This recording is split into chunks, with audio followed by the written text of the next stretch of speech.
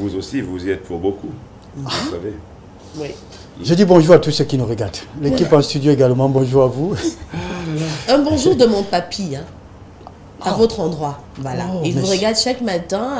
Il est très intéressé par vos sujets. Oh là là. Voilà, donc papy Paul. Papy il Paul, s'appelle bonjour Papy à vous. Paul. Bonjour à vous. Beaucoup de grâce pour vous. Voilà, merci. Notre papy Paul.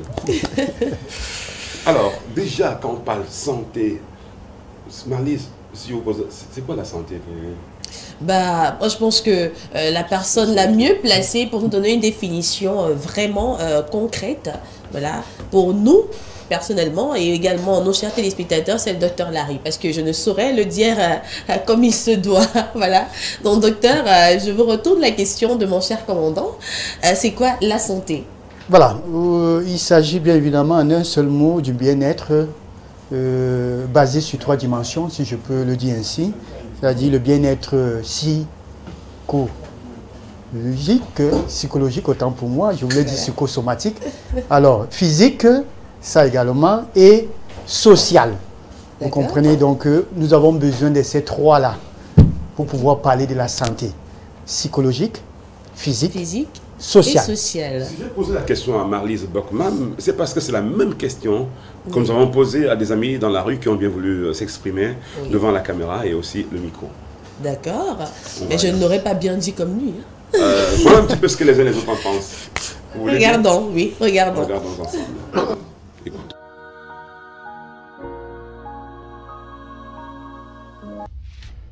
Pour être en bonne santé, pour moi, je pense qu'il faut boire beaucoup d'eau le matin, dès qu'on se réveille. Pour les gens qui sont effilés, elles doivent boire beaucoup d'eau pour évacuer, parce que les urines du matin sont aussi importantes. Et pas trop manger dans la nuit. Je veux dire, il y a une certaine heure qu'on doit manger. À partir de 23 h, ce n'est pas possible. Il ne faut pas manger à cette heure-là. Bon, beaucoup manger les fruits, généralement 2-3 fruits par jour. Et les légumes sont aussi bien pour la santé. Le sport également est aussi bien pour la santé. Faire du sport, courir, marcher, ça fait partie du sport. So, for a good health, you have to do 3 major things. Make sure to wash your hands daily with soap, clean water, like before and after using the toilet. Make sure to eat clean food. Make sure to wash yourself. First of all, you have to do like clean every single part of your body perfectly with good water. Drink clean water, eat clean food, and wash daily.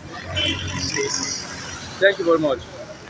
C'est une journée mondiale de la santé. Je pense que pour nous les hommes, pour nous les jeunes et hommes, pères, nous devrions nous faire très attention. On doit se protéger. Je pense que nous sommes au 21e siècle. Il y a beaucoup de choses qui se passent. Et nous sommes dans une période de Covid. Nous devrons continuer à se protéger, laver les mains, mettre les gants, les masques, tout ça. Je pense que c'est une idée pour moi en tant que jeune. Et surtout, se protéger même par rapport en termes je peux appeler ça comment, même en faisant les rapports sexuels, nous devrions toujours nous protéger et tout. Voilà. Super, merci monsieur. Merci aussi. Well, hello. So tomorrow is World Health Day, and I just want to give some tips on how to stay healthy. As for me, I would say being healthy is all about eating fruits, all about drinking straight, and all about drinking water. It says that your diet should be good after every meal. You have fruit and you do a lot of exercises. And aside exercises, you also need to have a healthy mindset. You say you be calm and you think things negatively, think positively. And I think that's how you have a very good health and long life. Thank you very much. Thank you.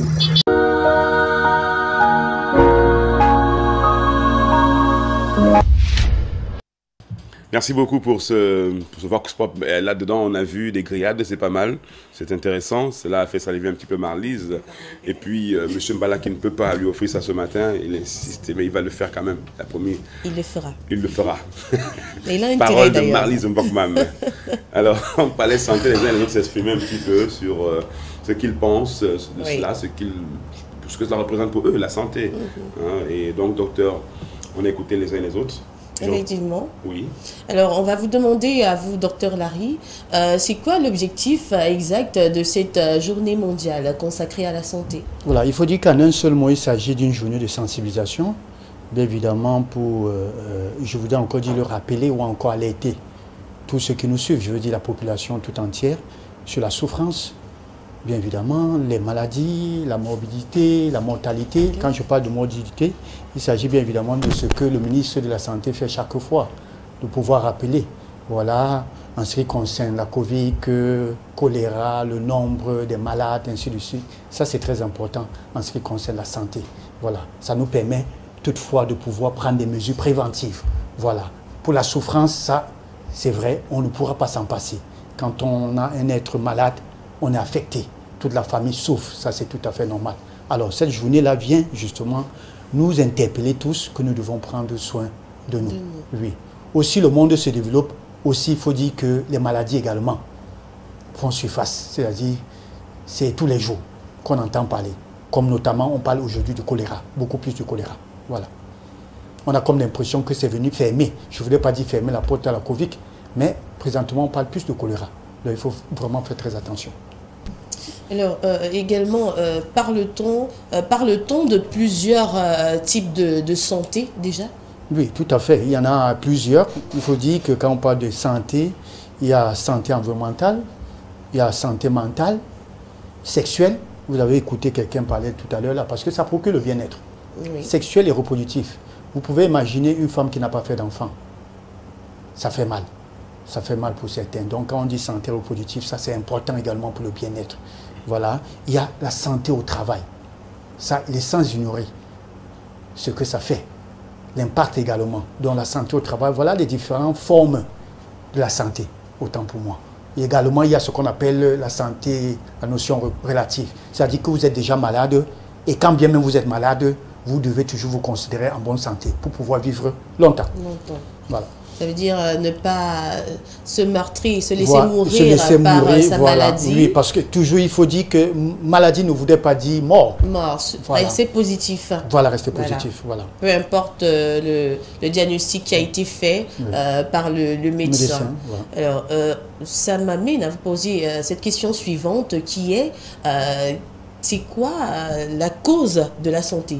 Si je peux le formuler ainsi. Oui, ça se dit. Cause de la santé, en un seul mot, il faudra dire, je voudrais encore le rappeler, nous l'avons dit sur ce plateau, et c'était même sous forme de jeu, l'ignorance. L'ignorance, vraiment. Alors, ce comportement malsain, parce que l'ignorance nous amène justement dans ce comportement malsain. Finalement, on ne sait plus quoi. Et il y a aussi le niveau social, c'est-à-dire socio-économique. Quand on se retrouve au bas d'échelle, ce qui nous amène à faire du n'importe quoi. Certains aujourd'hui sont obligés de fumer. Certains se jettent à manger la malbouffe, c'est-à-dire du n'importe quoi, c'est le tourne d'eau. Certains aujourd'hui, c'est une activité sexuelle à outrance. Et tout ça, toujours parce qu'on dit qu'on veut vivre. Voilà la cause. Donc trop de sexe également, ça nuit? Ça nuit, bien sûr. Quand on dit trop de sexe, ça, vous pensez à quelle fréquence? Tous les jours, par exemple, 2 fois par jour, non, 2 fois par jour. 3 fois par jour. Donc tous les jours, 2 fois par jour, 3 fois par jour, la fréquence. Vous l'avez dit l'autre jour, commandant, ça va dépendre de l'âge également. Ça va dépendre de l'âge, ça va dépendre de vos antécédents médicaux. Ça, c'est important de le dire. Maintenant, quand on a 30 ans, 20 ans, même tous les jours, ce n'est pas conseillé. J'aime si bien le dire tous les jours, mais il faudra avoir de quoi manger. Il ne faudra pas sexer, excusez-moi le mot, et aller manger les bâtons de manioc. Ou les mions d'eau, s'il vous plaît. Ça ne nourrit pas. Avec les arachides, ça peut donner le nom. J'ai ce bâton. Mon commandant. Si on mange le bâton sec, d'accord, mais si on accompagne ça quand même avec en un seul mot, c'est pour dire qu'il faudra savoir que sexer tous les jours, mon commandant, dites-vous bien que vous vous dépensez il faudra bien manger. Ça également, ça c'est ce qu'il faut retenir. Maintenant, sexer tout le monde, ça va dépendre. Quand on dit tous les jours, ça dépend aussi.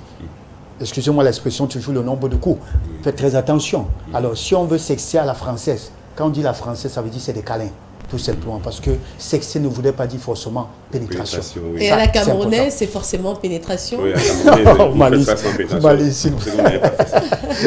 Docteur, dites-nous un petit peu, ça nous fait beaucoup sourire, notre santé, on en a besoin. Évidemment, c'est pas seulement le sport. Et la santé, même si on va en parler quand même. Tout à fait. Docteur, dites-nous un petit peu, les facteurs, les nombreux facteurs, parce qu'il y en a, qui influencent, qui influencent notre santé. Oui, il y en a. Ça, nous parlons déjà de la sexualité à outrance, l'excès de toutes choses de nuit. Ça, c'est important. Il y a l'alimentation, la malbouffe, comme ce que nous avons vu à l'image tout à l'heure là. Je ne sais pas si je peux appeler grillade ou bien et tout là. Bon, alors, arrête je ne suis pas en train de condamner. On fait une pause sur ces grillades-là, hein, docteur. Donc ça, c'est pas très conseillé? C'est pas très conseillé. Quand on dit les formes de cuisson, mon commandant, la grillade ne vient pas en premier lieu. Ça vient au moins en quatrième, pour ne pas dire cinquième lieu. Mais il n'est pas... Manger vapeur, c'est bon. Oui. Voilà. Manger vapeur, c'est même la meilleure. Ça, c'est important. Grillade, faites très attention parce que en termes de santé, surtout pour ceux qui ont des antécédents, des problèmes cancéreux, c'est-à-dire des maladies cancéreuses, faites très attention. On peut en manger peut-être pas tout le temps. Pas tout le temps, oui. Surtout qu'on a besoin également. Le dimanche, avec des potes, on se fait un barbecue tranquille. Au 2-0? Non, pas au 2-0. Alors, ok. Voilà, on peut en manger quand même, mais avec modération. Ça, il faut le dire ici. D'accord. C'est toujours pour les grillades que... Non, parce qu'elle adore. Je ne voudrais pas dire qu'elle adore. Non, on n'a pas dit que vous ne mangerez plus les grillades. Non. On a dit quelquefois. Quelquefois. Le dimanche, c'est bon, Marlise. Oh, je suis triste. Oh là là. Non, ne sois pas triste, Marlise. Ça va aller, Marlise. Ça va aller. Oui. Merci. Voilà. Si vous continuez comme ça, comme disait maman, moi, vous voulez que je pleure? Non. Docteur Larry, heureusement, on a dit au moins une fois par semaine, c'est pas mauvais. Voilà. Mais c'est que tout le temps, si vous mangez les grillades tous les jours, non, vraiment, c'est pas bon. Tout comme si vous sexez tous les jours, c'est pas bon non plus. D'accord, je vais suivre le conseil du docteur. Voilà. Voilà. Je ferai beaucoup d'efforts. Voilà. Le manque de sommeil également fait partie des facteurs justement qui influencent. Voilà. Voilà, la sédentarité, nous l'avons dit, en ce qui concerne le sport, il faut bouger. Tout le monde devrait. Tout le monde devrait bouger. Donc il faut bouger, il faut bien dormir, il faut bien s'alimenter. Il faut aussi bien se laver, mon commandant, parce qu'il y a des gens qui ne savent pas se laver. Quand je le disais encore avec le sport, non, c'est important de une thématique là-dessus. Comment bien se laver, voilà, ça c'est important également. Il y en a beaucoup qui... Il ne s'agit pas de verser de l'eau sur vous et... Vous savez, du savon. Voilà, j'ai l'habitude de dire souvent, certains ne mettent même pas du savon. Vous voyez, comme le tapioca, quand vous trempez le tapioca, ça gonfle. Voilà, c'est de ça qu'il s'agit, mon commandant. Quand vous versez de l'eau sur vous et que vous ne frottez pas le corps, les microbes et tout ça, ça gonfle. C'est même plus grave, parce que là, vous favorisez justement l'arrivée des microbes qui vont venir occasionner aussi d'autres maladies. Voilà. Voyez votre question.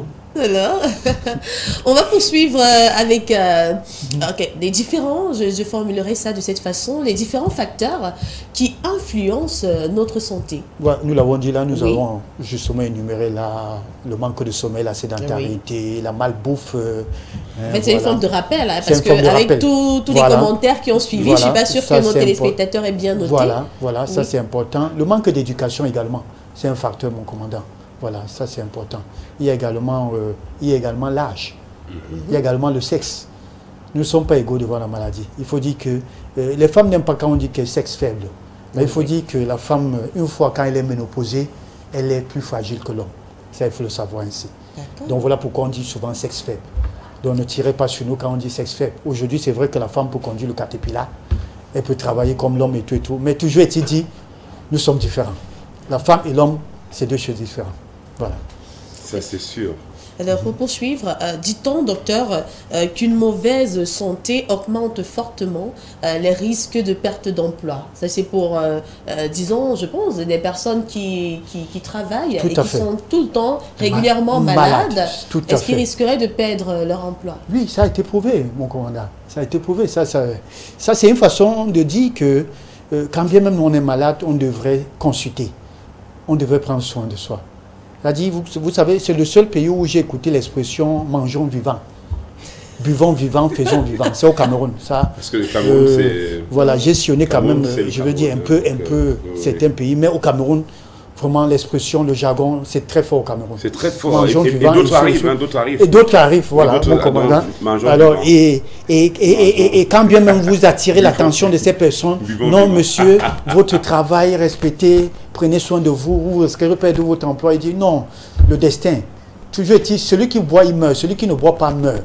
Et ça, souvent, ça me fait rire. Et c'est pour ça qu'ils disent buvons vivant. Ils disent buvons vivant, voilà. Ah, c'est pas incroyable. Mais c'est ça, ici au Cameroun, c'est ça. Il y a d'autres expressions qui arrivent encore. On ne sait pas d'où elles viennent. Ouais. Mais bon, quelqu'un a dû dire ça quelque part. On a dit un buzz par semaine, maintenant c'est 6 buzz même. C'est incroyable. Avec les buzz, les réseaux sociaux, c'est grave. Donc pour l'instant, travaillons vivant. Voilà. Donc, on a parlé, bon, l'importance de la santé dans la vie, c'est important, mais la santé au travail, comment comprendre cela? On a souvent des médecins de travail, médecins du travail. Hein? Oui. Voilà, comment comprendre la santé au travail? Ça, c'est très important, mon commandant, parce qu'il faut se le dire. Il s'agit d'une démarche, hein, je dirais, interdisciplinaire, entre l'employeur et l'employé. Ça, c'est très important.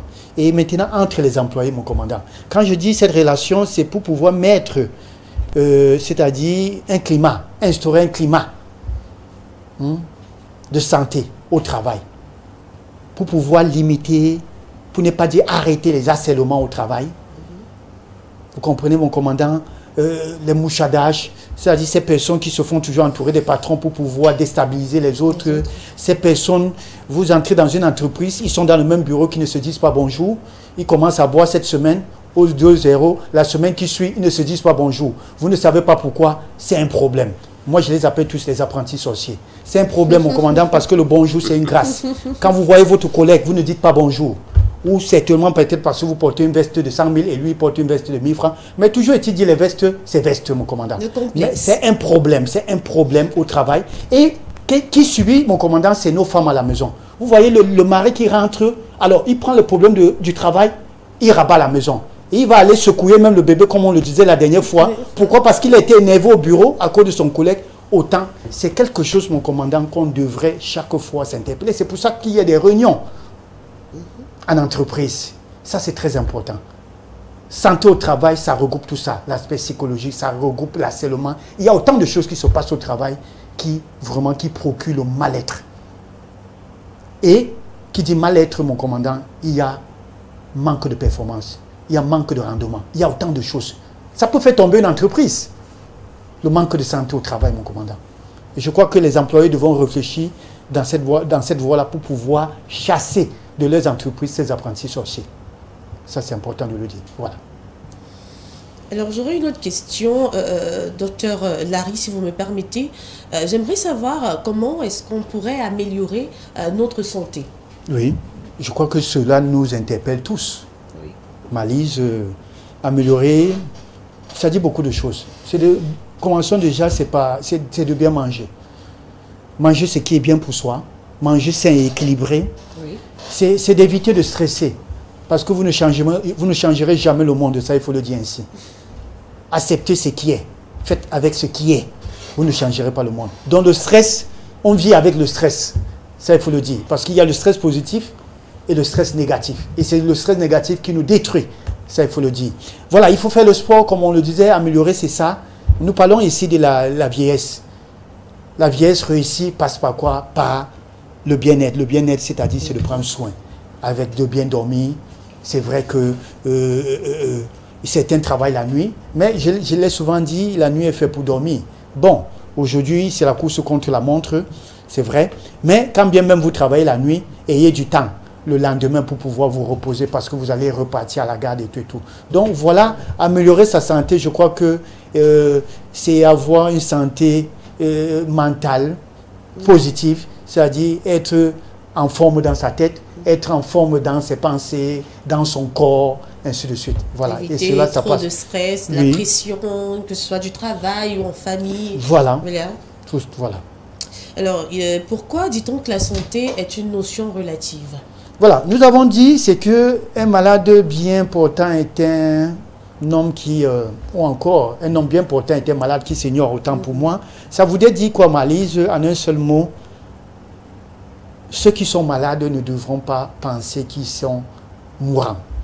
Ça voudrait dire qu'on peut avoir une maladie chronique et être en bonne santé. Être en bonne santé, pourquoi? Parce que vous avez accepté la maladie, malice. Parce que vous êtes suivi par des médecins, vous êtes suivi par des spécialistes. Parce qu'aujourd'hui, malice, vous voyez, pourquoi est-ce que certains ont peur de faire les tests de VIH?